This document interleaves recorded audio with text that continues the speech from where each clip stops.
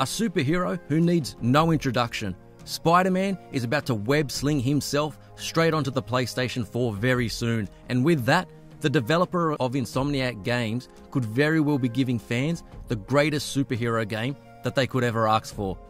From the incredibly huge open world of New York and its fantastic eye-melting graphics, to packing the game full of fan service and smooth gameplay to make Spider-Man fans finally have the game they want.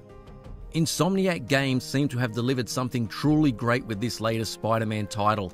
No stranger to creating fun games in the past, such as Spyro the Dragon, Ratchet & Clank, and Sunset Overdrive.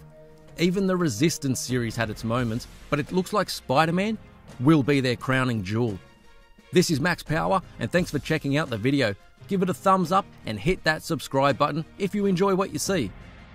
Sunset Overdrive introduced incredible freedom and movement back in 2014, and it seems Insomniac has taken this to the next level as well as everything else. With Spider-Man perched at the top of the Empire State Building, let's see why Insomniac Games is about to scale the heights of both the superhero and open world genres. It's time to visit New York.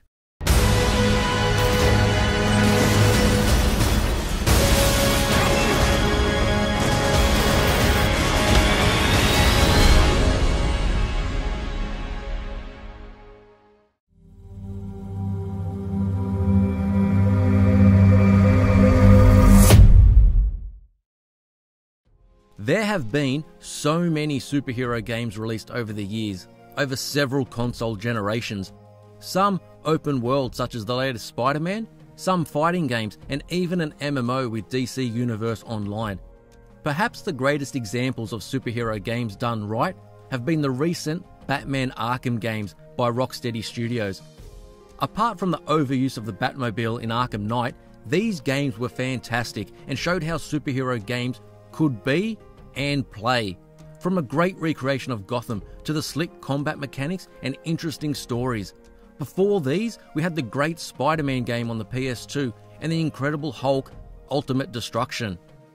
Injustice: Gods Among Us has also made a name for itself, as did its sequel Injustice 2, but can the latest Spider-Man take the crown as the best superhero game? Let's start out by talking about just how huge and gorgeous this game looks, especially in motion. With a game world set to be 4 to 6 times the size of Sunset Overdrive, this is giving players a gigantic sandbox to play in. It may not be exactly the New York City we know and love, with many neighbourhoods being made smaller and other landmarks or well-known places being changed, but this is an impressive reimagining of the city that never sleeps. And apart from its size, the detail of the many buildings is fantastic, and it's made even more so by the large draw distance and what seems to be a stable frame rate.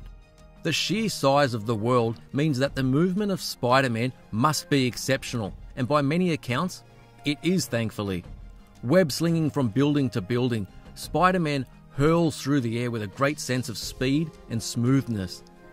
Being able to execute different moves one after the other only adds to the satisfying sense of movement. As he throws himself through the air, web slings onto the nearest surface, pulling himself forward and launching himself off a rooftop or ledge, web slinging and running along the buildings only to repeat the process. Sharp changes of direction are also possible and great when moving between the buildings. Insomniac has also confirmed that the webs do actually attach to buildings, and all of Spider-Man's movement is all physics-based and controlled by the player. So those intense action scenes that have been shown off, like running through the building, are all in real time and controlled by the player. Combat even sees players able to use environmental objects as weapons against enemies, or use other objects as a means of suspending enemies with Spider-Man's webs. The more variety included within the combat system, coupled with the various movesets, should see combat stay enjoyable throughout the experience. The game also employs stealth just as the Arkham games did, with Spider-Man being able to stalk the enemies from up high without being seen as a player plans their attack. Now, in terms of which characters will be in the game, not all has been revealed. but there have been several announced and others that can be seen in the trailers and gameplay footage. Mary Jane Watson and Aunt May will make an appearance, and in terms of villains, the list is already growing, with surely more to be seen in the final game.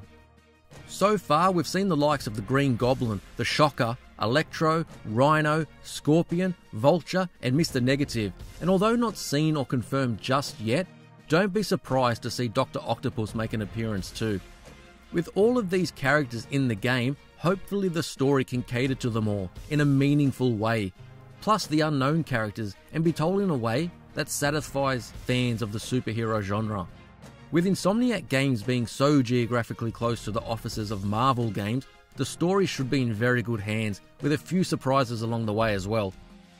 A cause for concern since the game's first showing, and which still is as of now, is what reliance the game will have on QuickTime events. Often a cause for frustration for many gamers, where gameplay is simplified to mere button presses and not much more. These instances seem to not be as frequent or as intrusive as what was first thought, but they do appear in the game. These are mainly confined to large set pieces or more cinematic moments, but Insomniac have stated that the vast majority of the game is focused on the main movement and combat of Spider-Man, so these QTEs don't play a large part in the game. One other aspect of the game that hasn't been mentioned much at all would be that of the side missions in the game. These are confirmed to be here, but I'm hoping these don't boil down to the same repetitive missions with mindless goons. More in-depth, longer side missions would really make the world that much more believable. If they can offer meaningful rewards for the player, then these could go a long way in making the game quite lengthy, but even more important, actually wanting to partake in them. Spider-Man is shaping up to be one hell of a game, and a lot of that is down to Insomniac Games knowing how to make a great, fun, action-packed game and how to treat the Spider-Man license right. Will you be grabbing a copy of the game, and have you been impressed with what you've seen so far? Do you think Sunset Overdrive has been an influence to how the game will play? Let me know down below. Make sure to give the video a thumbs up and maybe subscribe. This is Max Power, and thanks for watching.